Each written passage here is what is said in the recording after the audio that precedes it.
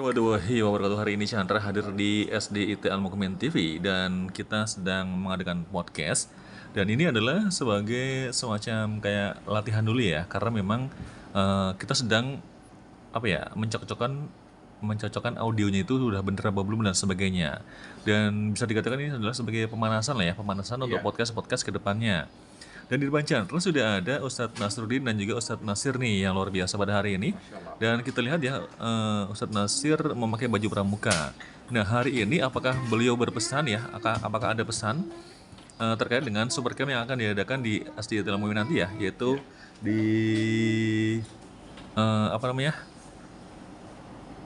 Citra Alam Riverside ya. Yes. Jadi kalau bahasa Jawanya itu Citra Alam pinggir kali ya. Karena memang dekat kali ya. Iya. Baik, langsung aja coba Chandra tanya-tanya dulu ya ke Ustadz Nasir. Assalamualaikum Ustadz. Waalaikumsalam warahmatullahi wabarakatuh. Sehat ya Ustadz ya? Alhamdulillah.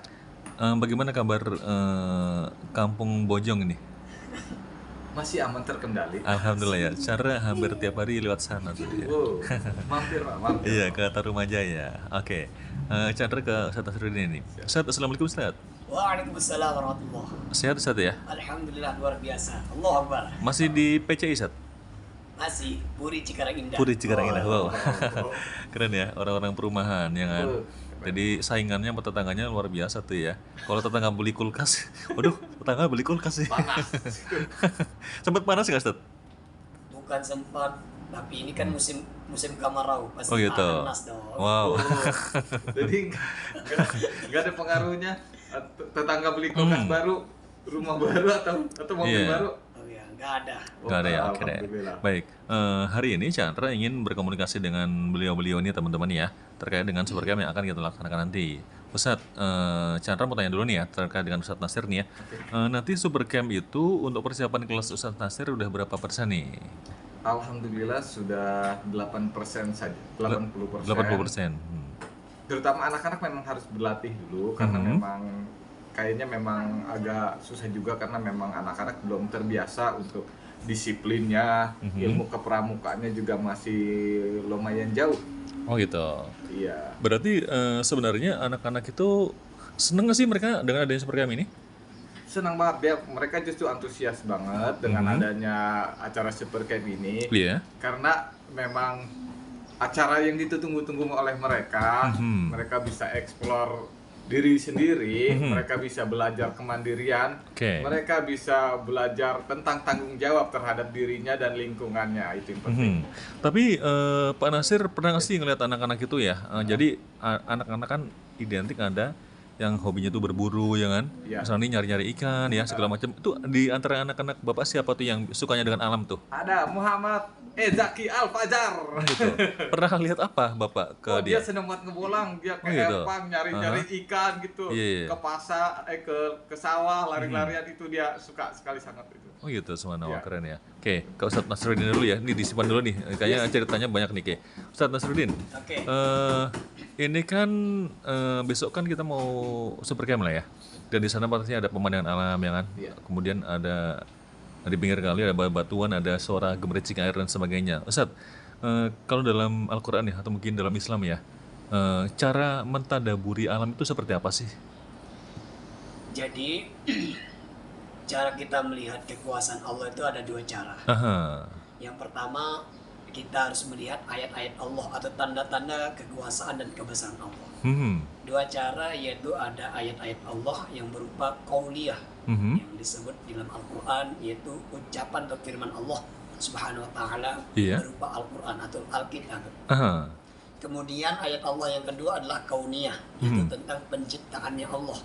Jadi semua di alam semesta ini, baik di langit maupun ada di bumi ini, cara kita untuk melihat kekuasaan Allah dan kebesaran Allah Subhanahu wa Ta'ala.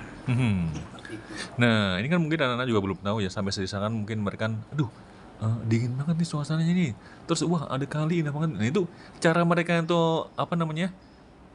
biar mereka tuh bersyukur atau gimana tuh, cara mereka tuh gimana sih? Simpel sebenarnya. Ketika kita melihat sesuatu itu bahwa Masya Allah. Oh gitu. Kehendak Allah Subhanahu wa Ta'ala, Allah menciptakan air yang mengalir gitu kan. Allah menciptakan batu. Jadi dengan ciptaan-ciptaan itu, kalau saya sebut ini adalah ciptaan Allah, maka di sanalah iman anak-anak itu akan wujud dan tumbuh dalam hati-hati mereka. Berarti minimal dengan mengucapkan Masya Allah atau mungkin Subhanallah ya. Jadi seperti itu. Oh gitu. Ya. Nah, kembali ke Ustadz Nasir lagi nih, Ustadz. Jadi ketika kemarin Ustadz Nasir mengumumkan lah ya ke anak-anak lah ya. Nah, besok tanggal 19-20 itu ada super camp. Itu apa ya? Yang pertama Bapak lihat di diri mereka itu apa? Atau mungkin apakah mereka berteriak histeris ya, atau mungkin anak-anak langsung cerita ke teman-temannya, nanti kita bawa apa, itu gimana sih reaksi anak-anak ketika Bapak menyampaikan pengumuman tersebut? Pertama yang pasti saya ngeliat reaksi dia itu sangat antusias, dia sangat senang banget.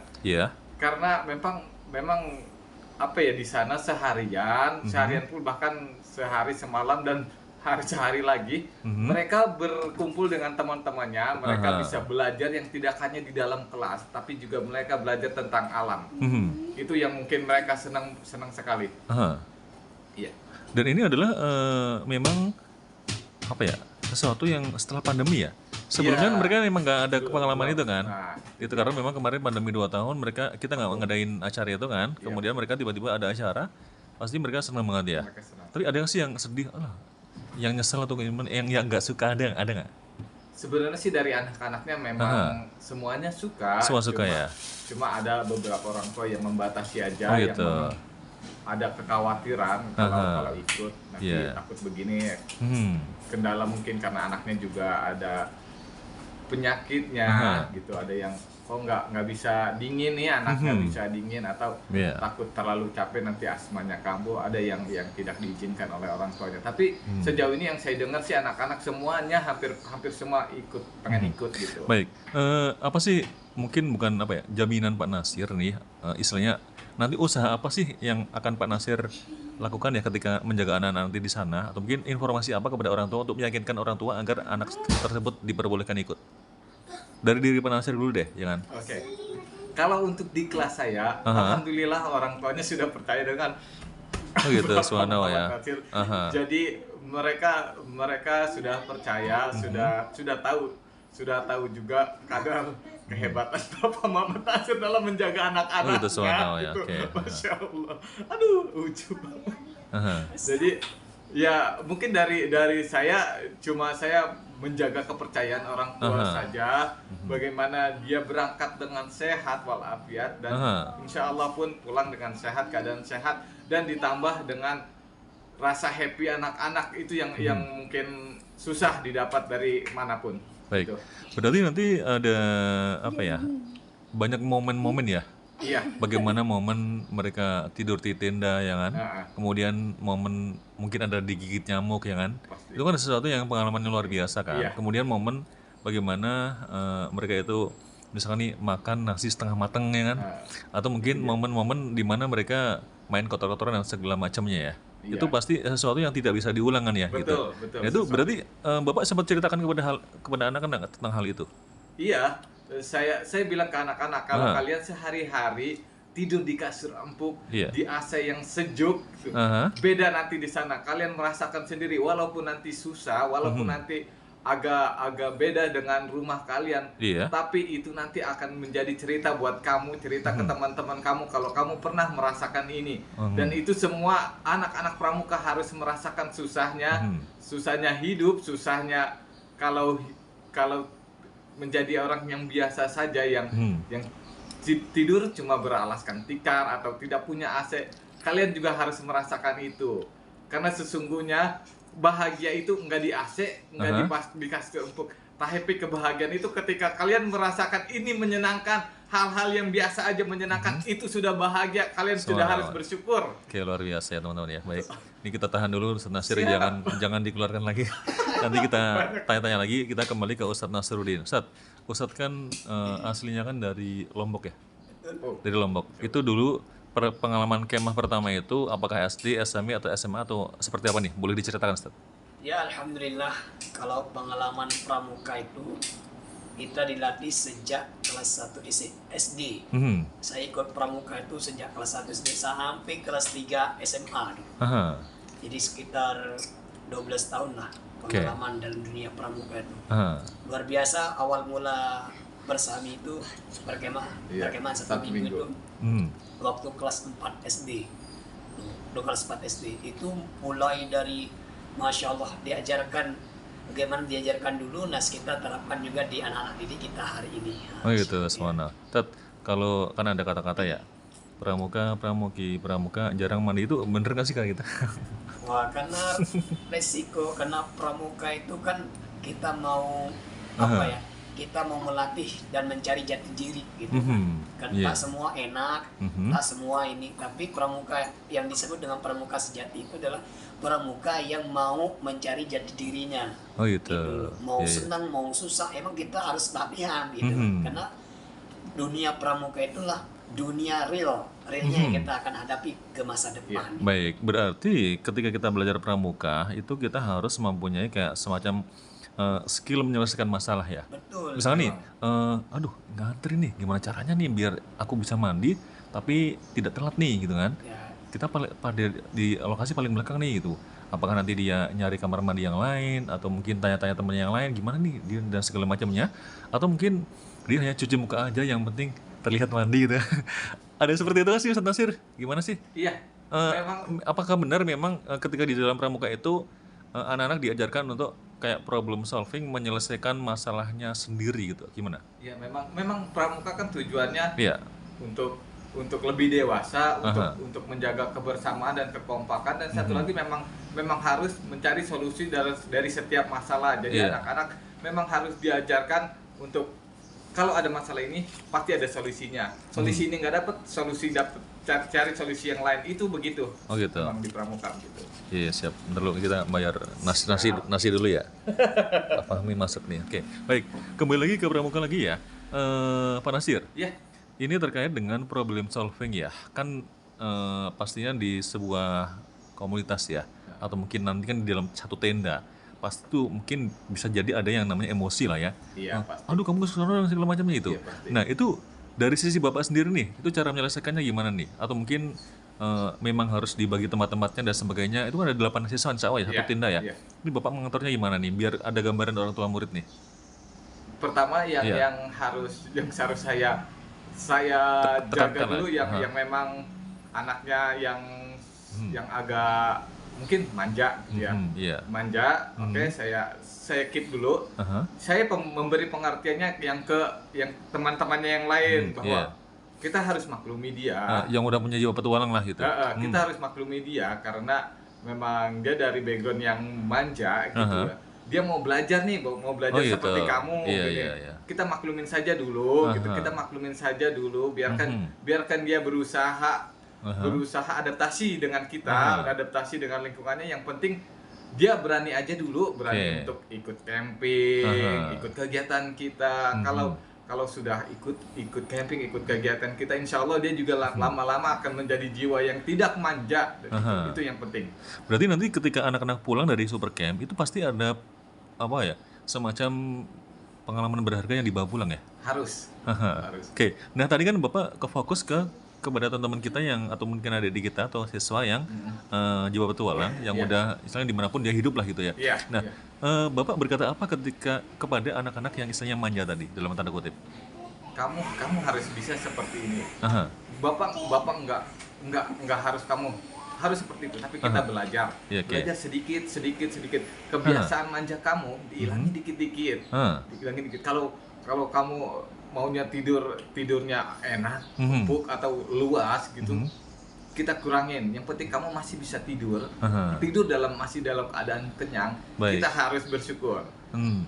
Nanti setelahnya kita ikuti mereka gitu. mereka apa nih yang bikin mereka kuat, kamu juga harus bisa gitu. Sedikit demi sedikit lah. Baik, berarti apa yang dikatakan Pak Nasir itu adalah istilahnya semacam ajakan untuk bersyukur kepada yang manja tadi ya. Jadinya nanti dia akan oh iya gitu kan. Ada kata-kata itu, akhirnya ada satu kesatuan, ada satu visi misi lah di kelompok tersebut ya.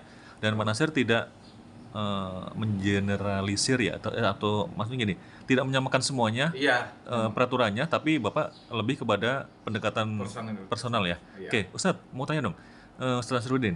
Jadi ketika kita berada di sebuah tempat yang baru lah ya. Ini kan nanti kita ke tempat yang baru ya. Tempat yang baru kan istilahnya kan ngerinya kan ada jin ya kan dan sebagainya. Itu doanya apa Ustaz? Atau bagaimana sih kita menyikapi ke sebuah tempat yang baru ya? Atau mungkin kita baru aja pindah rumah lah ya. Pindah rumah ke perumahan atau dari kontrak ke perumahan atau punya rumah. Itu kita bagaimana sih beradaptasi dengan makhluk halus yang ada di situ lah gitu. Betul. Jadi kita yakin di dunia lain juga seperti jin itu pasti ada. Iya. Ada yang jin yang sering iseng, ada yang jin yang Islam, ada yang macam-macam. Ada 2 jin lah. Jin Islam sama jin kafir. Jadi intinya adalah ketika kita baru datang, kita sebagai tamu datang, pasti harus ada adabnya dong. Bagaimana adabnya Ustaz? Adabnya. Ya, yang pertama adalah kita buat amalan. Amalan-amalan yang diajarkan oleh Rasulullah SAW, yaitu seperti zikir kan, zikir pagi, zikir sore, ya yang sering kita amalkan lah, zikir pagi dan sore hari gitu. Ya kurang lebih seperti inilah, kita minta perlindungan kepada Allah dari hal-hal yang buruk. Contoh kan dalam suatu riwayat bahwa bahkan ini yang kita amalkan, Allahumma inni a'udzubika, ya gitu kan, min hamadzati syayatin, dan seterusnya itu kan, min hamadzati syayatin.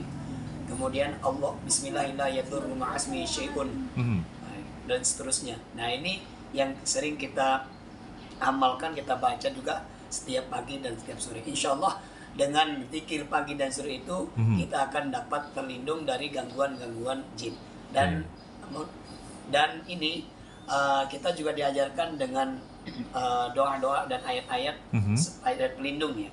Salah satu ayat-ayat pelindung dan surat-surat pelindung adalah seperti surah Al-Falaq, An-Nas, Al-Ikhlas, Al-Falaq, An-Nas, kemudian ayat kursi, kemudian yang terakhir surat Al-Baqarah dan seterusnya. Nah itu insya Allah kita akan buat nantinya di sana di waktu kita super camp, ada zikir sore, zikir paginya kita buat insya Allah sebagai penghalang atau penjaga kita dari gangguan-gangguan jin. Baik, jangan sampai ada anak-anak yang kesurupan ya, apalagi gurunya yang kesurupan.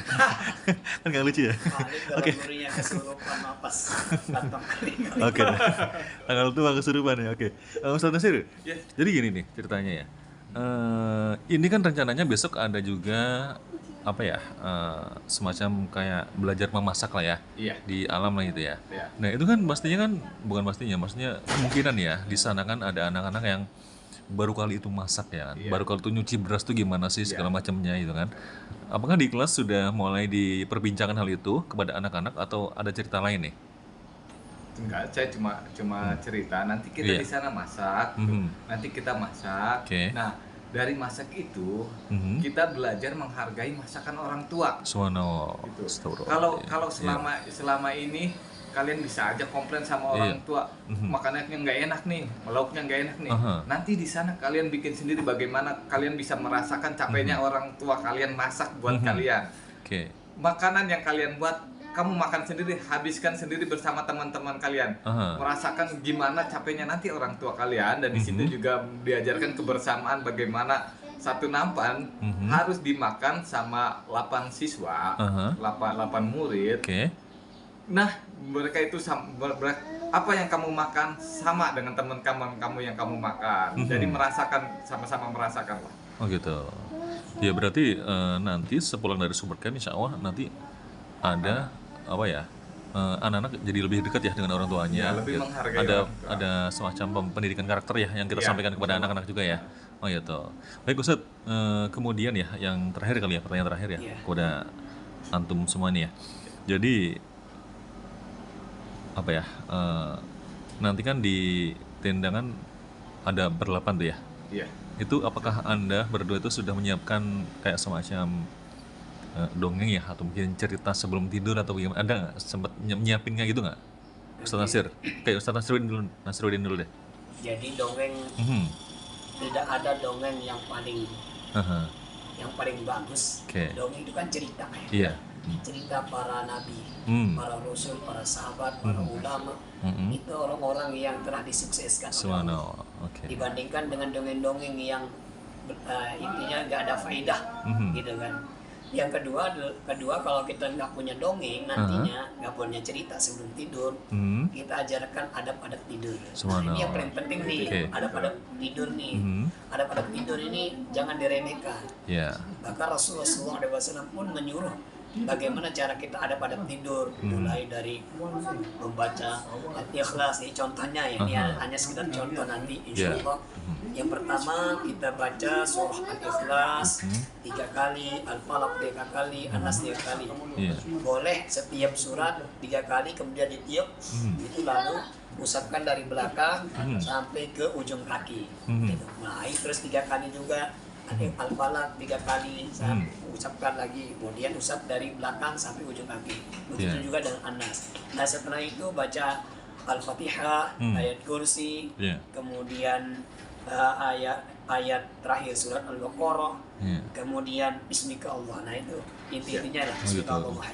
Nah, jadi itu adab-adab tidur. Nah, jadi orang yang tahu adab-adab tidur, ya gitu, mulai dari wudhunya, kemudian baca doa-doa seperti tadi, insya Allah akan dijaga oleh para malaikat. Subhanallah, luar biasa ya, tidurnya dijaga oleh para malaikat. Oke, Ustaz Nasir ya, kan biasanya nih ya, ada ya anak-anak yang misalkan hari pertama itu tidak bisa tidur ya.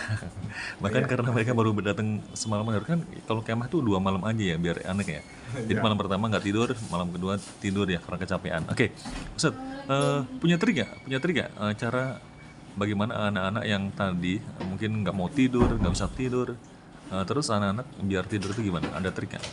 Kalau yang saya tahu, kalau anak-anak kalau sudah bersama memang nggak tidur. Oh gitu. Karena memang banyak ceritanya, kalau anak-anak banyak ceritanya, banyak yang tertawanya, bahkan tertawa yang saya pernah rasakan, karena mukanya pun begitu. Anak-anak kalau udah disuruh itu susah banget kan. Mereka cerita apapun yang terjadi, entah cerita lucu atau mungkin cerita horor, diceritakan sehingga memang susah buat tidur. Paling menurut saya dimarahilah mereka supaya jangan berisik. Ini di tempat yang bukan tempat hari-hari kalian. Ini tempat berbeda gitu. Jangan terlalu over ketawanya, jangan terlalu berisik.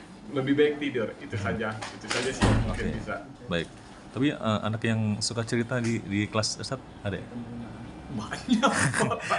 Jangan diceritakan di sini ya. Takutnya ada orang tua murid yang telepon, jangan dikelompokin nama anak itu. Oke deh, Ustaz, terima kasih ya. Semoga besok acara Super Camp lancar dan juga selamat semuanya ya. Berangkat kemudian di jalan dan balik ke sini dengan selamat.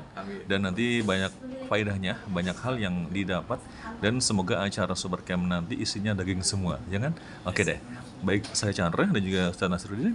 Saya Muhammad Nasir. Pamit undur diri. Assalamualaikum warahmatullahi wabarakatuh. Waalaikumsalam warahmatullahi wabarakatuh.